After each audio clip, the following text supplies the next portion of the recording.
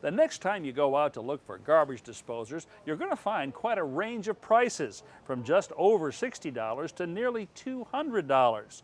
So what do you get for the difference in cost? The larger and more powerful disposers get, the quieter they run. Why? Because they have quieter motors and more sound dampening insulation.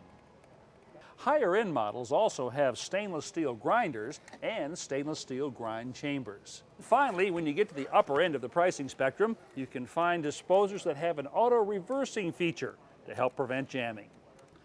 Now, there are two basic types of garbage disposers: the continuous feed type that operates from a wall switch, and the batch type that turns on when you put the top in and turns off when you remove it. Now, if you have a septic tank like I do, you might be concerned about even using a disposer. Well, this could be the answer. This unit injects a small amount of enzyme each time it's operated, and that's intended to keep your septic healthy.